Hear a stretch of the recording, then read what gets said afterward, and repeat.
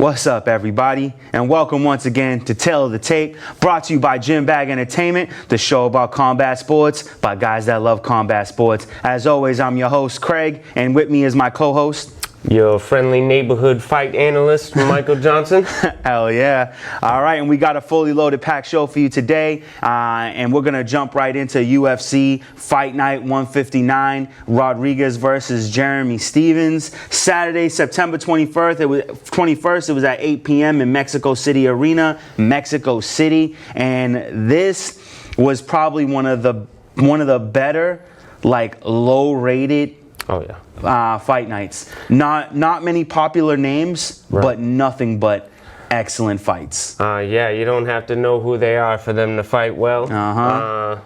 Great crowd as well. Oh yeah, it was an outstanding crowd. Crazy live.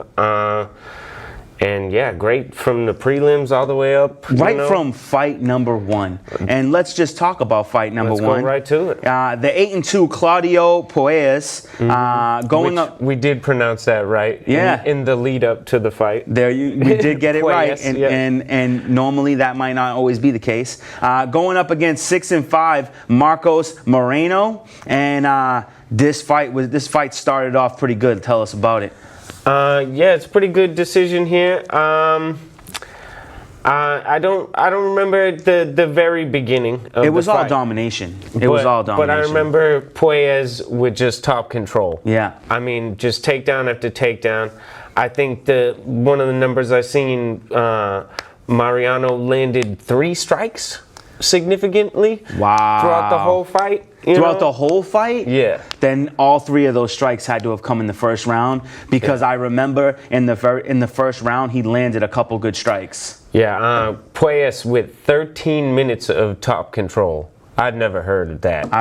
Wow. So he was only standing for 2 minutes, so you'd see why he only landed 3 strikes. Yeah. Grappling clinic, 30-25 across the board. 30-25. Decision. Wow. Mariano would have been stopped there with the Kimura, if you remember that. Yeah. But he was holding his own shorts, which is legal. And they initially called it illegal. Your opponent's shorts. Yeah. Michael Bisping learned something there. Yeah, he did. And I respect him for calling himself out on being wrong and that aspect, because I remember seeing it and being like, and not knowing that that's illegal, right, and being like, yo, why are they allowing him to get away with this? And it is a legal move. Because it's technically fine as long as it's your own shorts. Yep.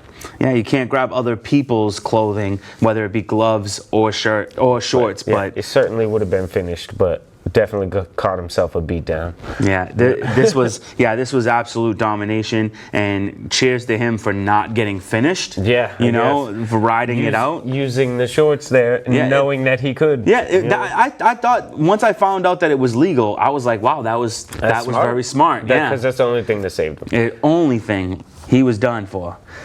And then in the women's bantamweight division, Ajar Eubanks 4-3 going up against Beth 10-4-1. And this was another back and forth, hard fought fight. Let's hear about it. Absolutely, this fight of the prelims for me. I would say for sure. Yeah. Great contest. Ajar nearly finishes Beth early in the first after the I tried to make an argument for the ground exchange, laying big left hands. And she was hurt for sure. Yeah. But I didn't see her, anything in her body that changed. I didn't see her slump or go limp. Yeah, she was very much alert. She was fighting through it, but she caught some heavy damage the whole time, but then started landing. Second round was far better for Beth. And the third round, I think it was maybe back and forth. It looked like Ajar thought she had done enough. Yeah, she was even dancing taunting to make fun of her. She thought she did enough to win, but I felt like she should have poured it on there, and either one of them could have won going into the third round, but Beth put it together. She had a good jab going. Mm-hmm. She was throwing. She has an unorthodox boxing style. Yeah, it's very much like a gritty boxing style. But punches pretty damn hard. Like she'll grab your head good and get them dirty uppercuts. Like, you know, she makes it gritty. When Yeah, she gets if you looked at the two fighters, you would think Sajara won. But I watching the fight and definitely being, everybody knows I'm a Sajara Eubanks fan. I really liked her. She's falling out of my good graces with 2 back-to-back losses. She needed to push the grappling exchange more. Like, you know, she did well in the first round with that. She did, and I'm surprised. Didn't go back to that. I'm surprised she didn't go. Like I felt like she should have went. Like she by the 3rd round, I don't think she had enough in her to go for the takedown. She tried it, and Kohara stopped it. But the very first thing she should have done in the first round was immediately go for a takedown. And I think that was her biggest mistake. Yeah, I think, you know, Kohara got, you know, some good lefts to the body and wore her down, and she only got better, whereas Eubanks got worn down. And, you know, 29-28 across the board, unanimous decision for Beth Kohara. And it was a great fight and a good decision. Sajara needs to figure out something new because she seems to have all the tools but doesn't use them correctly. And that's strange. So, I mean, she needs to put something together. Beth Kohara on the rise, though. She gets knocked out by Holly Holmes in a pretty embarrassing fashion, and then comes back and wins back-to-back fights. Yeah, I personally thought this was, you know, down low on the card. You know, this could have been on the main card. It could have been on the main card, or it could have been the main event of the prelims. At least. And, you know, good to see her winning again. We'll see what's next for her. All right, look for both fighters in the future. We'll see what happens. Light heavyweight match. I think a lot of people were surprised by this one. Vinicius Moreira, 9-3, going up against the 11-4 Paul Craig. Vinicius Moreira coming into this fight having never been submitted. What do you think about this one? You know, it was fantastic. Paul Craig, you know, wasn't scared of him. Nope. You could tell he had said in the leading up to the fight that, you know, he wasn't scared of the grappling of Vinicius, and that he would love to even take it there. But 3 minutes and 19 seconds into the fight, after some exchanging and some feeling out, Paul Craig with some huge knee strikes that blew him up. Yeah, the second one definitely drops him wicked hard, and Moreira, you know, tries to pull guard. Craig, you know, ends up getting a rear naked choke on him. Yep. And finishes him good. You know, that was a big win for him. To me, that was the craziest thing. It was like, you know, first of all, you pull guard on the man right from the beginning. Right off the bat. Yeah, right off the bat, you pull guard, like assuming that your ground game is better, and okay, but you were wrong. Yeah. And then, you know, you get it back to, you know, try to get back to the feet. Has to stand up. Yeah, and wow, those two knees. Gets need for standing up.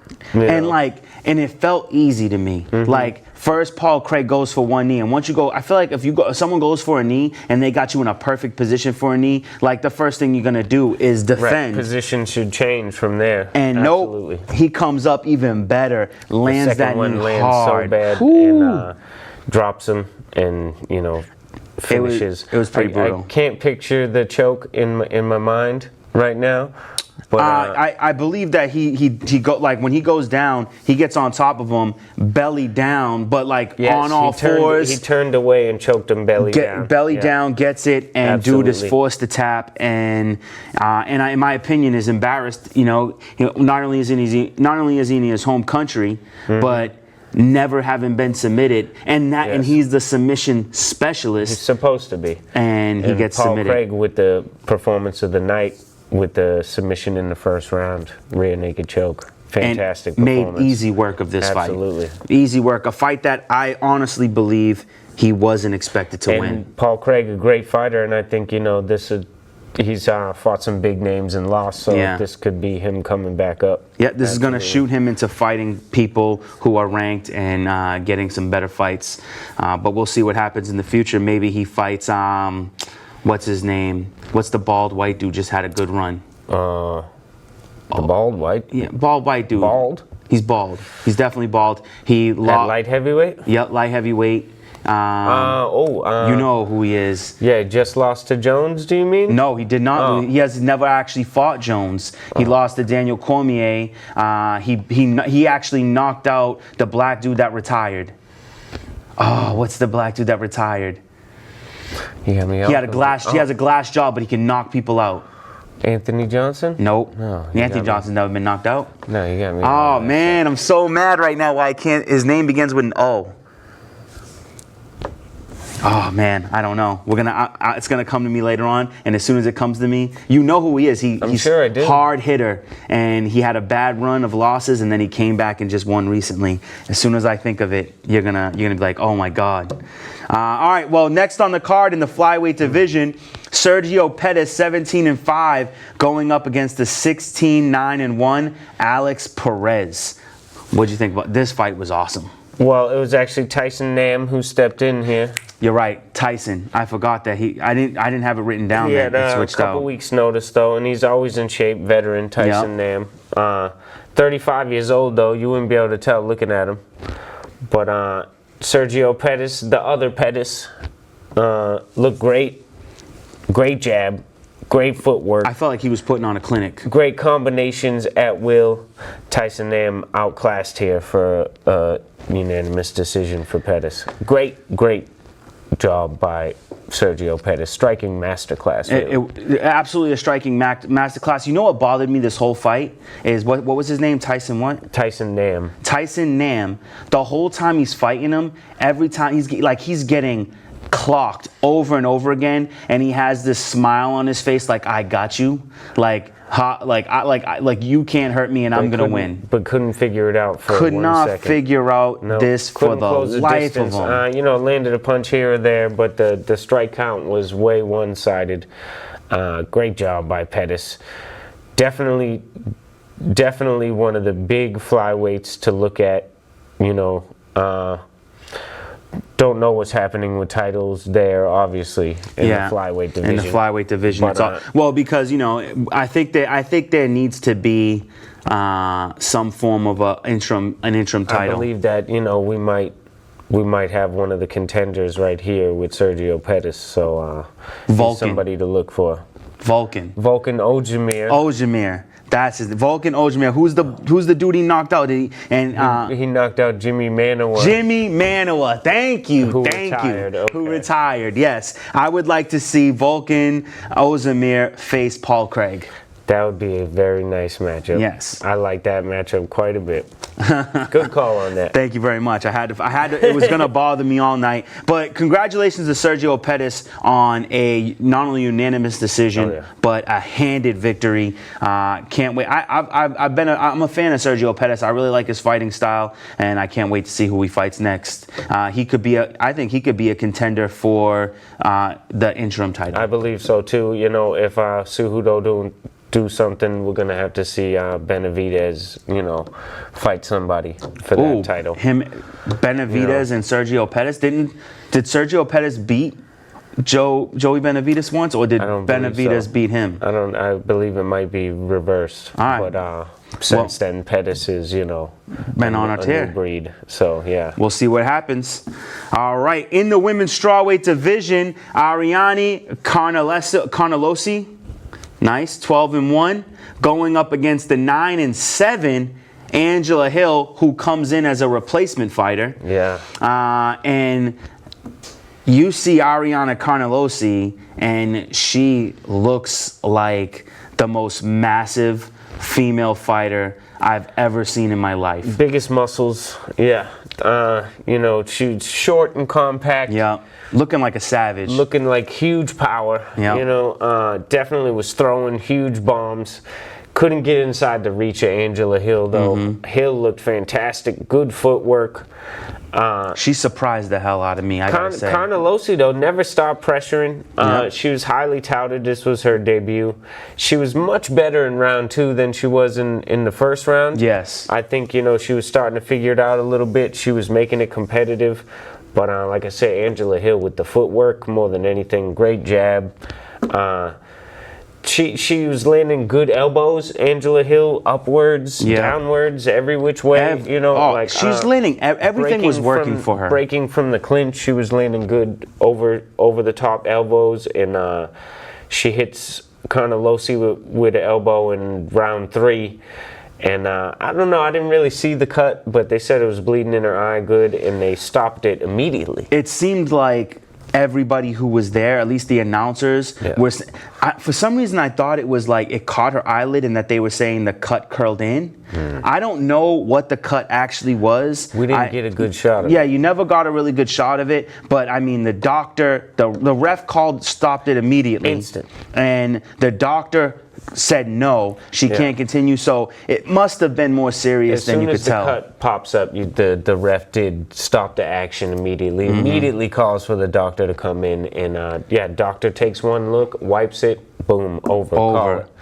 And so, I mean, to be honest with you, unless Quinonez ended up landing the best bomb of her life to put Angela Hill to sleep, it was going that way anyway. Yeah, I think so. But like I said, she was much better in the second round. Third round, Angela Hill was just working on the feet, so it was definitely going her way. Great technical KO here. And I gotta say, in the moment in the fight, I think kind of explained it for me. Is I felt like Quinonez was nervous and not ready in the first round, and what made me see that is there was a moment in the first round where Angela Hill got her clinched against the fence and was just repeatedly landing like you can't. I want to say telegraphed a clinch knee, but like. It was at will, just banging her with knees all throughout her rib cage. Went for the 3 from the left, 2 from the right, and it just seemed like I felt like she was nervous. And I agree with you. In the second round, she was not as easily handled. Like I said, making her debut, the jitters definitely that plays a lot. And it is the UFC. We'll definitely see her again, though, and can't wait. And hopefully, we'll get to see a better Quinonez. But Angela Hill on the rise, and I think that 9-7 record isn't speaking for. No. She's fought 4 times since this year. Until up to September. That's fantastic. And we've been covering most of those fights. I don't. I don't remember maybe seeing all of those. I know there was one, but I can't remember the other 2. They're stuffing her on the prelims here, So we gotta get her a big fight. Yep. See what happens. All right, and then in the featherweight division, Marco Polo Reyes 8-6 going up against the 12-3 Kyle Nelson, and this was interesting to say the least. Kyle Nelson, real quick into it, right elbow out of the clinch. Yep. Rocks him. Complete rock. And then the big overhand right, and Marco Polo Reyes was asleep on his Literally asleep on his feet. If you notice, like after the ref stops it, he's still expecting to fight. No, but he had his hands up to fight, and then realizes the ref's in front of him, and he's like, "What?" And then he's what ref? Anytime you see a fighter asking what, that means he has no idea what's happening. Yep. Yep. Yeah, that was an excellent stoppage by the ref. He was asleep on his feet, and Kyle Nelson just put early work in. Yeah, right away, right off the bat, no time wasted, and finishes him early. And I don't know if I don't remember ever seeing Kyle Nelson fight, but definitely want to see him fight more now. For sure. And did they not look like big featherweights to you? They looked huge for featherweight, both of them. Absolutely. Lightweight at least. I couldn't believe that they were so big. Yeah. Honestly, I was shocked by that. And then in the men's bantamweight division, Jose Quinonez, 7-3, going up against the 10-4-1 Carlos Hojun. Tell us about this one. Main event of the prelims. Not a bad fight. Pretty good. Not a great fight, though. No, a little lackluster. Maybe least of the night, but you know what? That's not saying much. But in any other card, not least of the night. Right. But such a great card that this ends up being least. Yeah, I thought, Quinonez with great ground control. You know, took him down over and over. Safe striking, but was winning the striking battle for sure. Correct. I think. Definitely had the advantage of the reach. Like, he took full advantage of that. I don't remember what round it was, but I remember he hits Carlos with the big kick. What was it? You know what? I got to be honest with you. I watched this fight, but the lack of excitement had me not focusing on it. I feel like he drops him at one point, but besides that, it was just he couldn't figure out the top control, you know, and Quinonez was just, you know, safe striking, safe on the ground, even safe ground and pound, but did enough to where, you know, he could just hold him down. And you know what? I do remember there was one moment. I don't remember if it was a punch or a kick, but I do remember Quinonez knocking down Hojun, and then like going for like I think he went for like an uppercut or something like that, missed it, and like then it turned into like some attempts on ground and pound. I think he throws a left high kick and catches him with the knee. You know, like as he's stepping through with it. I do remember that because he rushed it. But wins a safe decision for sure. Not a bad fight, but definitely not a terrible fight. Doesn't stack up to the rest of these. Exactly. So it unfortunately and unrightfully gets least of the night. Yeah. All right, and now we enter into the main card. Martin Bravo, 11-2, going up against 17-9, Steven Peterson, and this fight was a crazy turn of events. Let's talk about it. I thought Martin Bravo doing good. Not a great, you know, looking striker, but accurate. Great range. Yeah. And throughout the first round was just kind of picking shots on Steven Peterson. Peterson started to look a little frustrated even. Had no answer. Round two starts. It's a little of the same, but you see Peterson dashing in, trying to change the distance. And at, you know, a minute 31 into round two, Martin Bravo throws a spinning elbow, which narrowly misses Peterson, and it looks like right at the end of the elbow, Peterson decides to spin on his own, lands a spinning back fist, catches Bravo flush, and puts him straight out. The most flush spinning back fist I think I may have ever seen, and it was so cool because, to be honest with you, it was like it was planned in a movie. You know, his spinning elbow turns Peterson. Narrowly misses him. Just misses him as if it was choreographed. And when Peterson lands this back fist with so much power, Bravo is instantly sleeping. Instantly sleep all the way. You know, no need for follow-up. Even though there was one or two follow-up punches. Yeah, I think, he got maybe a hammer fist in there. Yeah. But Steven Peterson with a big KO in round two. Yeah, definitely giving him a bolster. Yeah. And Martin Bravo just unlucky, you know, gets caught. Yep, very unlucky. Because he was he was fighting a good fight, and he was definitely winning. But it doesn't win until the last bell rings, and the last bell rung on your chin. So there's that. Women's bantamweight division, Irene Aldana, 10-5, going up against the 9-5 Vanessa Mello, making her UFC debut, and she got put into the lion's den. I couldn't have said it better. Tough fight for your debut. I think she faced the best Aldana that we've ever seen. You know, her range is incredible. Yep. You know, nobody at that weight class has that type of range, and her movement was great. Her jab was great. She never stopped pumping the jab. She never slowed down. You know, she made Vanessa Mello look a little amateurish. You know, it was 30-26 across the board for her. But I think, you know, Mello was a little flat-footed. And I think it's a bad matchup for her. You know, I agree. She looked like a sit-down type of power striker. You know, a boxer. Yeah. And Aldana was marvelous. She was incredible. It was an absolute clinic, and it was like you said, the best Irene Aldana we've ever seen. Yeah. And even though, you know, she gets the fight in the main card, so you gotta assume that they're putting her in line for a title shot sooner than later. Right. I think she's got to fight a big contender before she gets her shot at Amanda Nunes. I agree. You heard Bisping talking about a possible shot, but to be honest with you, I think the ultimate test would be put her right up against Juliana Pena. Yeah. Those two are probably the best two female bantamweights. And coming off great performances. Yep. So that would be fantastic. I totally agree.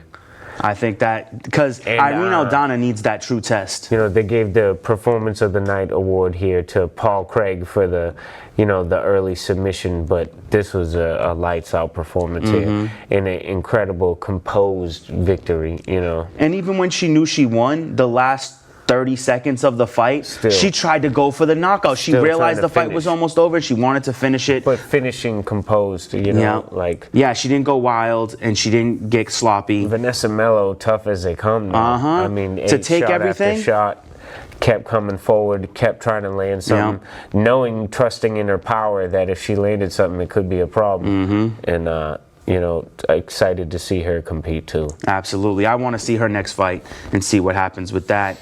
In the flyweight division, I am so happy that I called this. This is the one fight I'm so happy that I called correctly. 15-5 Brandon Moreno going up against the undefeated 10-0 Askarov, and this fight was awesome. Like who gets the win here? Because I thought it was a draw.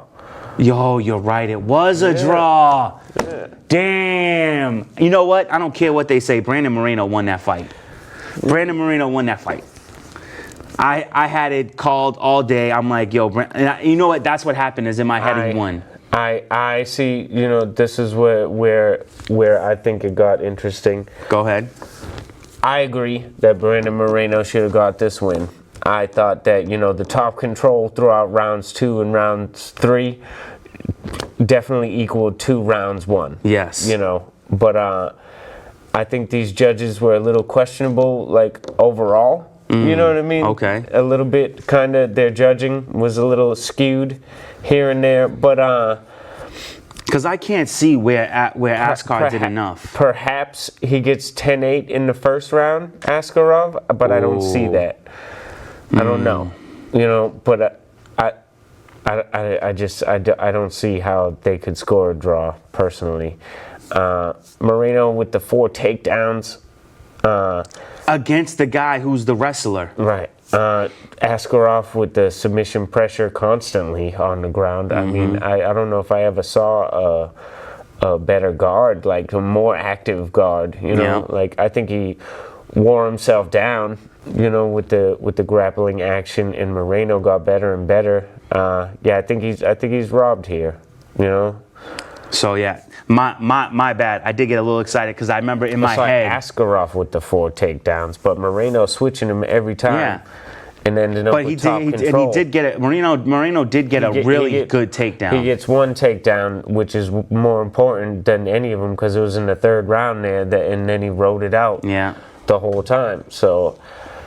I don't know. Maybe that big first round with the big slam. Yeah.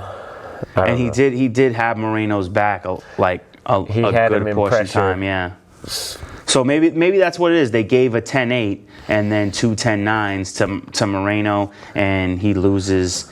And I mean he gets a draw. I hate when they end in draws. Round 2 was close. I guess one ref could see it for Askarov there. So if everybody gives Askarov a 10-8 in the first round and one judge gives him the second round. And then, you got the majority draw is what you end up with. And I think that's how it went down. I think they called it a majority draw. They did call it a majority draw. I do remember that now. It's sad. Yeah. Oh, well. All right. In the women's strawweight division, Carla Esperanza, 14-6, going up against the 10-2 Alexa Grasso. And once again, another really great fight. And another thing where I said, questionable judging perhaps here. Carla comes away with the decision, a majority decision here. You didn't think so? I don't know. I don't know that she won this. I'm not sure. Grasso definitely got better as the fight went on. I don't know how I would call round 1. It was very back and forth. kind of. I don't remember enough. I did feel like Carla Esperanza did win the fight. I just can't recall Round enough 2 of it. was definitely wrestling of Esparza, you know, for sure. But then gets dropped with the big shot and was hurt. Yeah.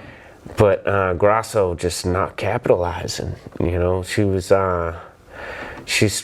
striking so good. Her guard was good. Nearly finishes her with the armbar. Oh, that was dirt. Like I thought she broke. I thought she dislocated her elbow. Grasso surely takes the third round. Esparza surely takes the second round, but the first is up in the air for me. And I'll have to go back and look at it again. I think in the rounds, the reason why I would call it for Grasso is the rounds that are the round that is definitely hers. She did better than the round that was definitely. Okay, I get what you're Carla's, saying. I get what you're saying. All right. Great fight for both. So women it must in be general. that they gave Carla the first. Dana White with the Fight of the Night, award to both women. They get the $50,000 bonus. Ooh. So that's nice. Yeah. Wow. I did not know that about that. For both of them. It was a great main event. Hard to, and it was a great main event. This was our main event here, absolutely. And thank God that Moreno and Asketa was so entertaining as well. Absolutely. Great main card. Thank God that the entire main card was as good as it was to make up for the lackluster that happens next. Starts out with Peterson with the back fist, and then Aldana's great performance. Yep.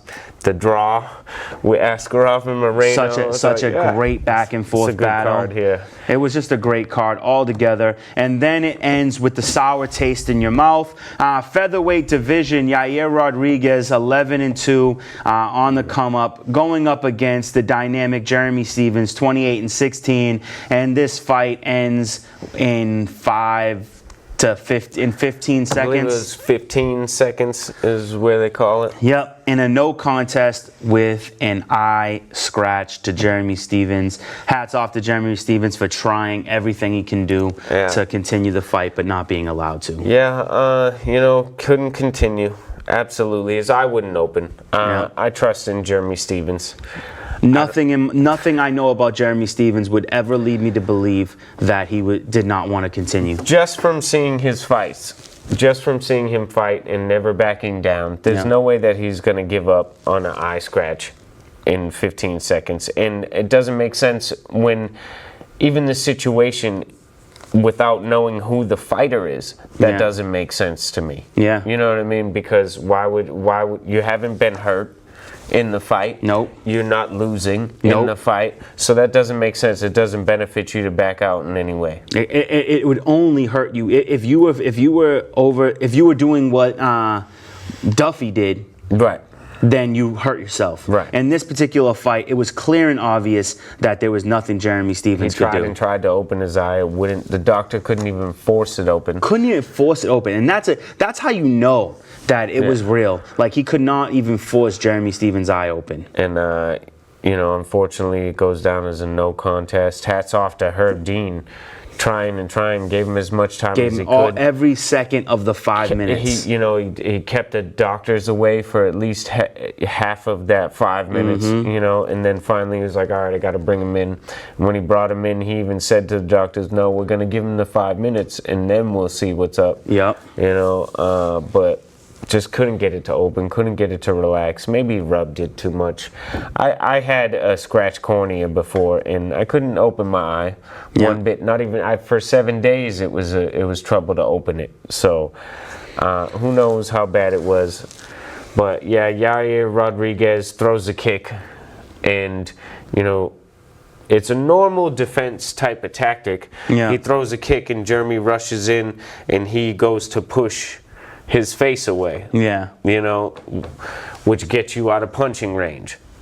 But he's pushing with an open hand, and that's a kickboxing technique that, has been taught for years and years, centuries even, but that's with a big closed glove, and I think a lot of guys train their sparring like that with closed gloves, so it never comes into factor. Then that translates into the cage like that, and that's a shame. I think, keep your hands closed.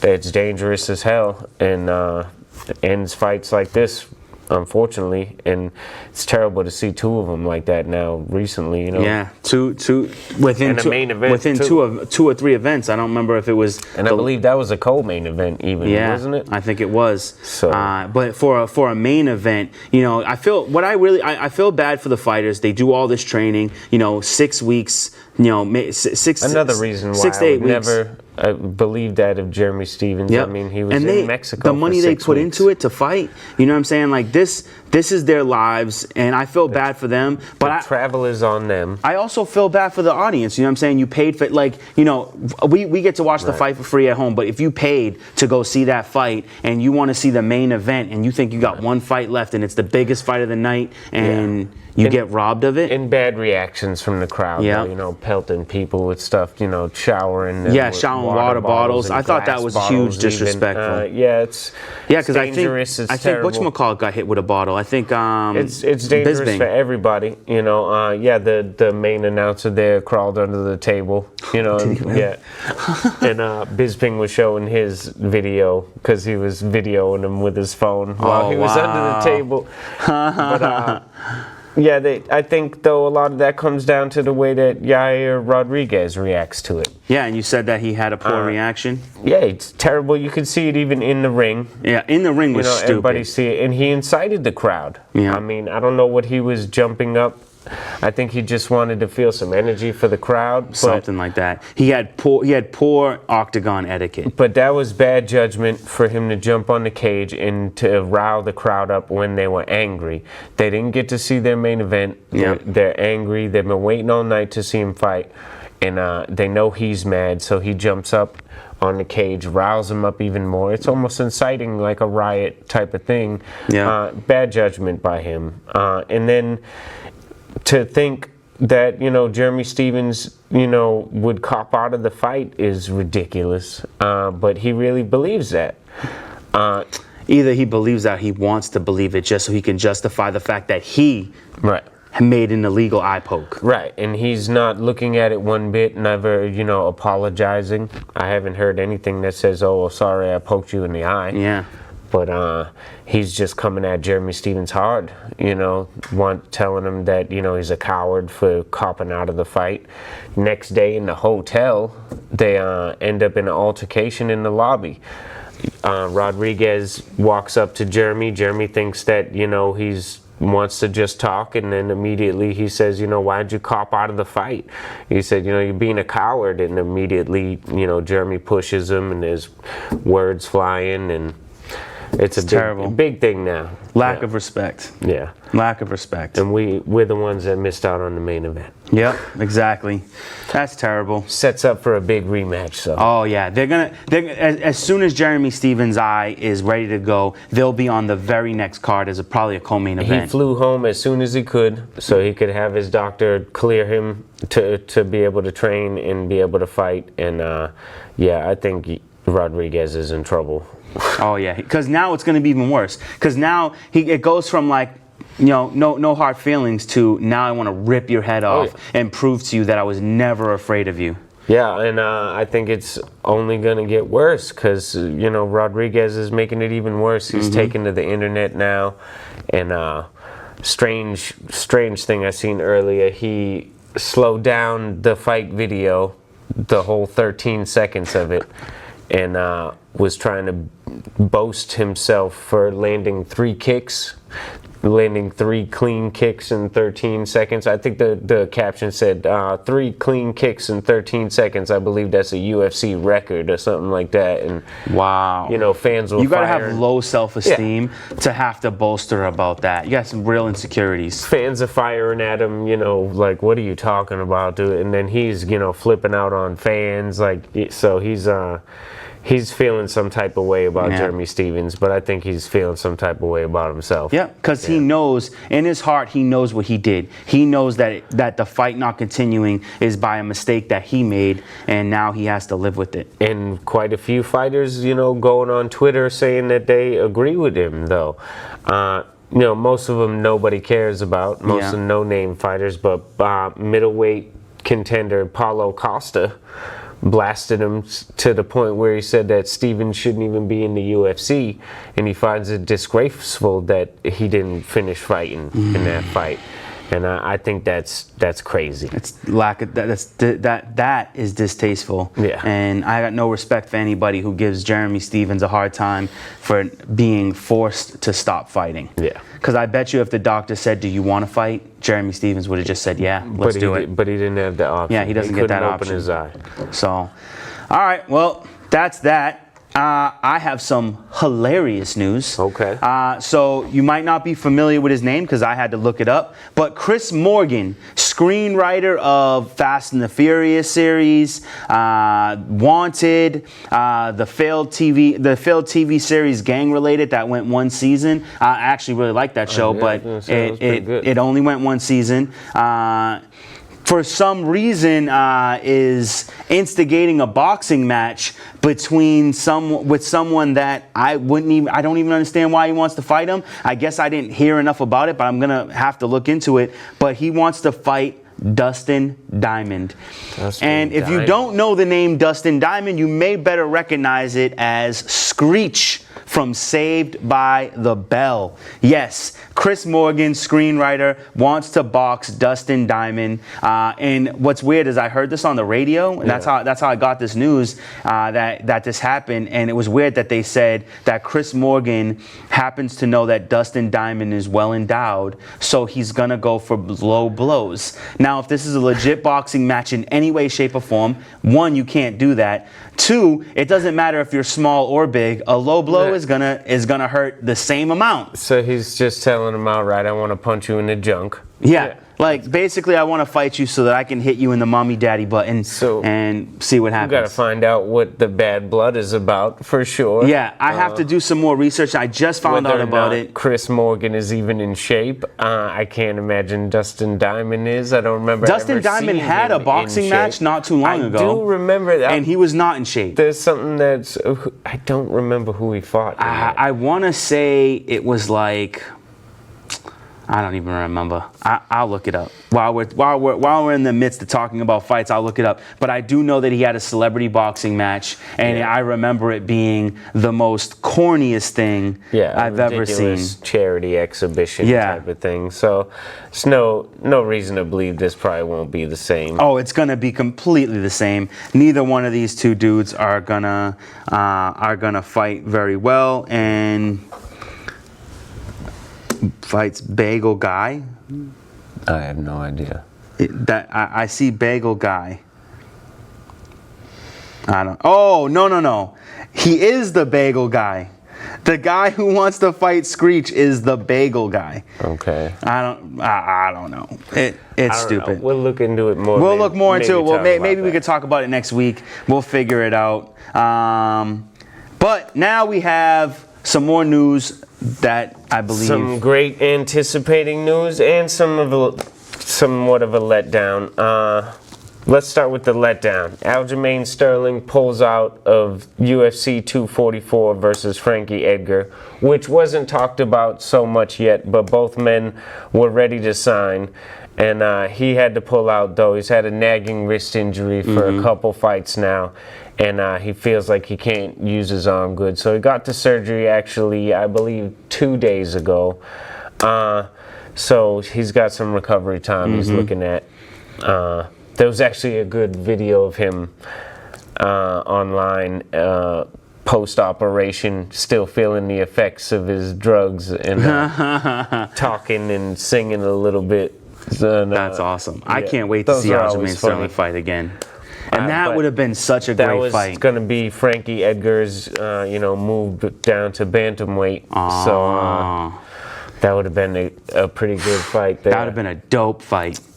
So I don't know if they're going to fill the slot, because I'm pretty sure Frankie Edgar is still going to want to fight. Of course he is. So I don't know who they're looking at. I heard that they possibly might be looking at Pelter Jan.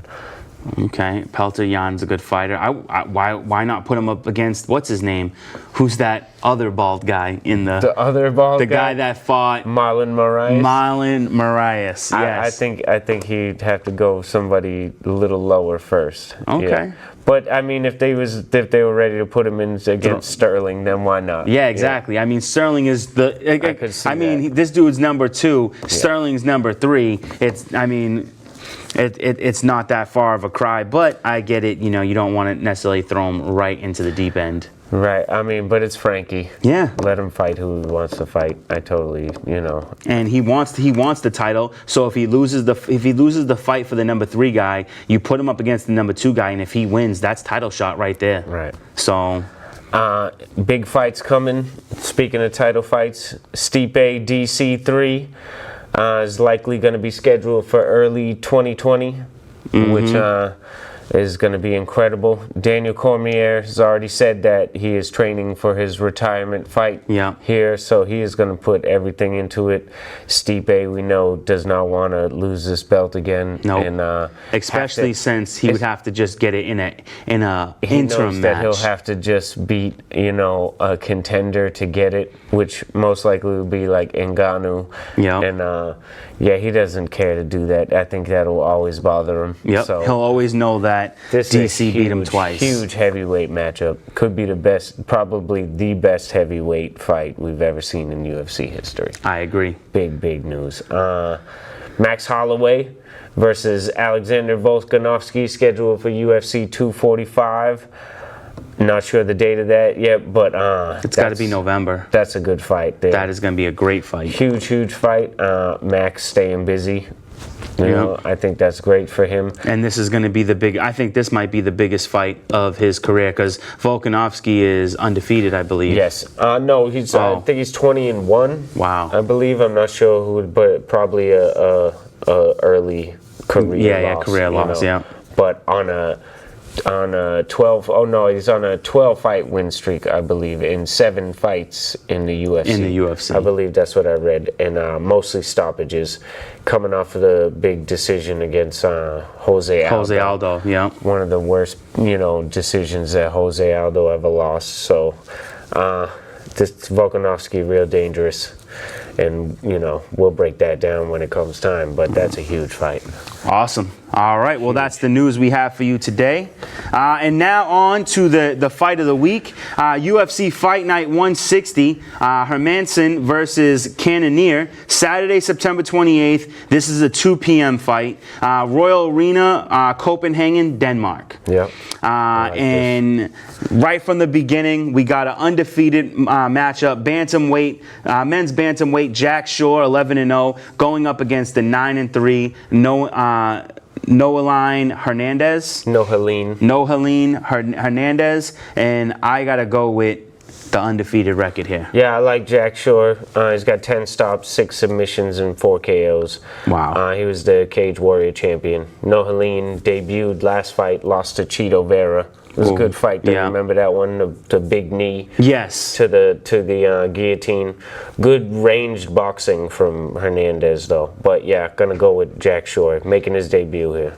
All right. In the lightweight division, making his basically a comeback fight, Mark Diakisi, 13-3, going up against the 10-3-2 Lando Venata. And I just found this out from you today that Mark actually went 3-3 in the UFC, 3 wins, then 3 losses, but has one more win underneath his belt in his last fight. I'm looking to see him make his comeback. I like him a lot. Yeah, great fight, great win recently. So.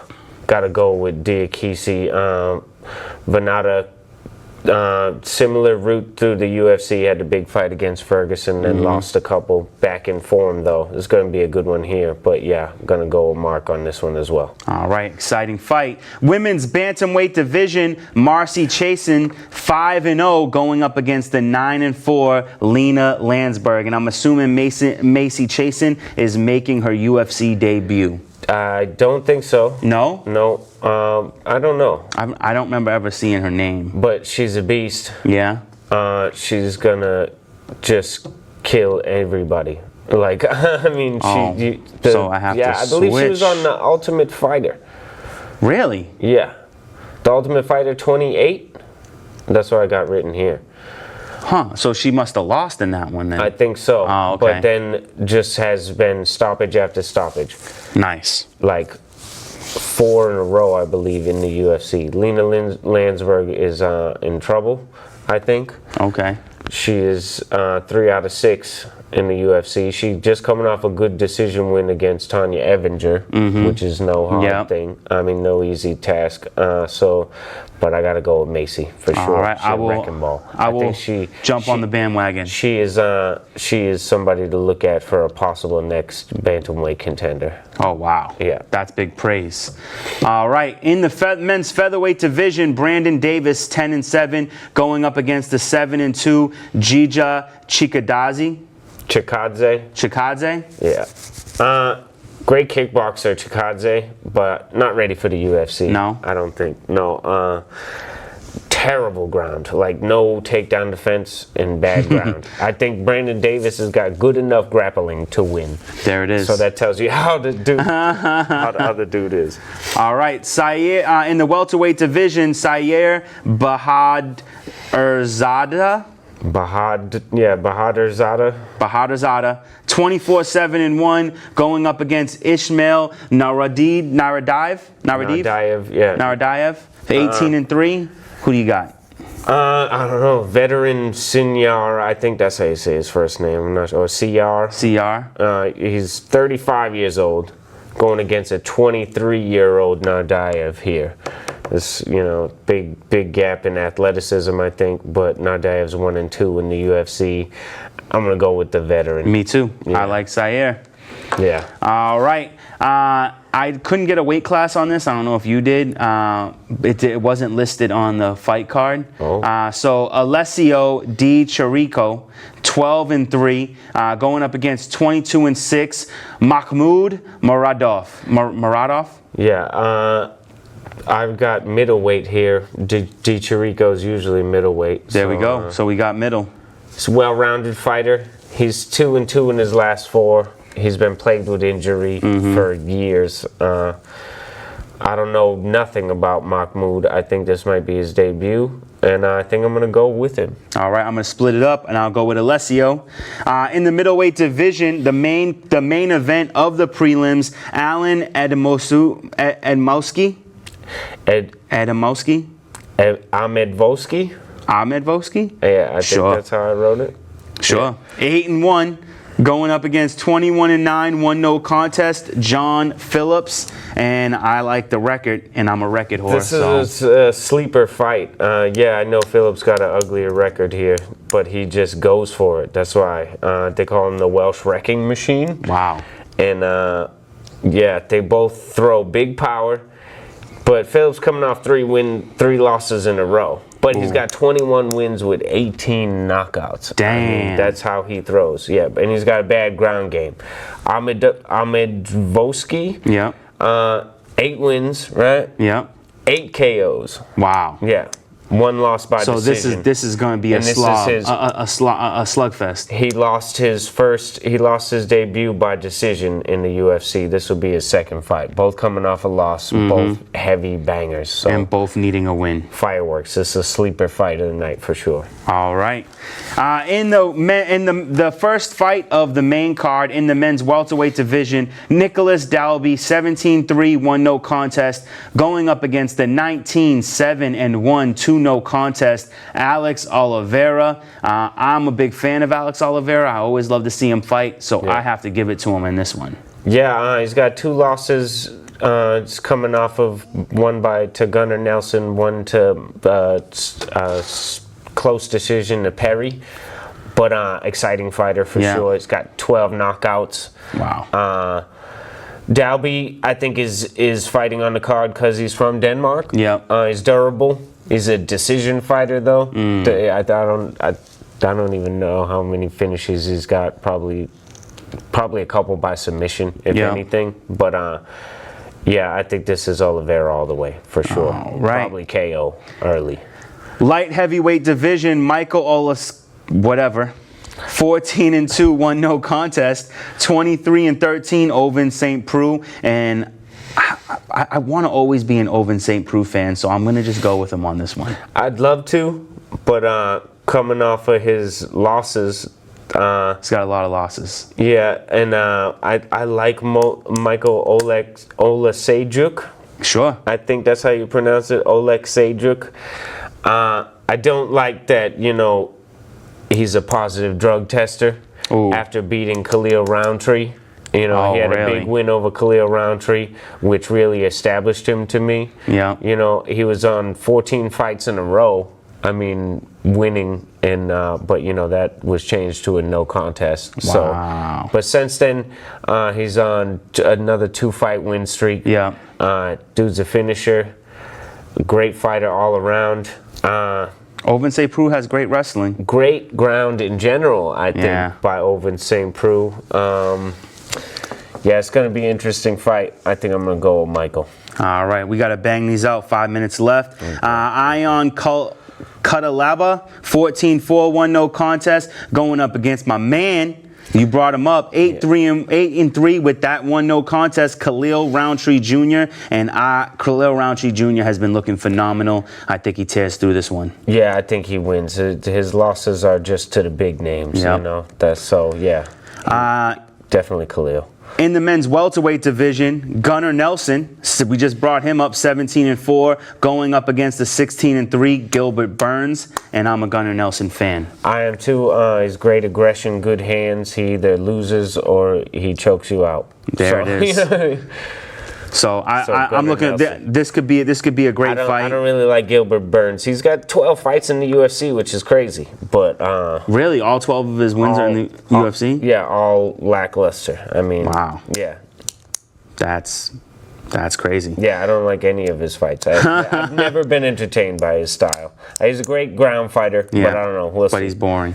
All right, in the men's lightweight division, Mark Madsen, 8-0, undefeated, going up against 12-4 Danilo Bellivardo. And you know me, I love them undefeated records. I'd like to see him continue that on. I gotta agree with this one. He's making a debut. He's a Danish fighter. That's why he's on the card. Yep. Great wrestling background, silver medalist in 2016. Wow. Good submissions. And I think he takes this for sure in the debut. All right, and the main event of the evening, Jared Cannonier dropping all the way down to middleweight from heavyweight. He went heavyweight, light heavyweight, now he's at middle, trying to make his run, going up against Jack Hermansson for the main event, 20-4, Jared Cannonier 12-4. I think that this could be a really good fight. I like Jared Cannonier a lot. He's been doing a lot of good things. Jared Cannonier, the killer gorilla, all the way from heavyweight, like you said. He was a big flabby heavyweight. Big flabby heavyweight. And he looks fantastic at middleweight. Shredded. He moves good and has crazy power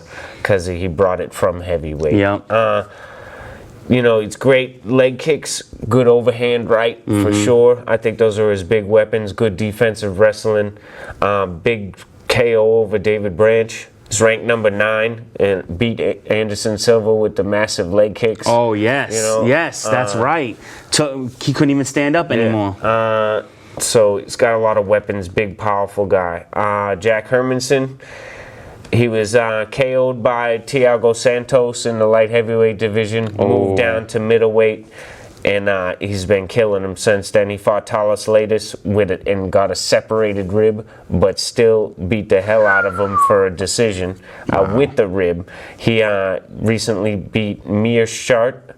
Gerald Mearshart, great fighter, and David Branch with guillotines in the first round.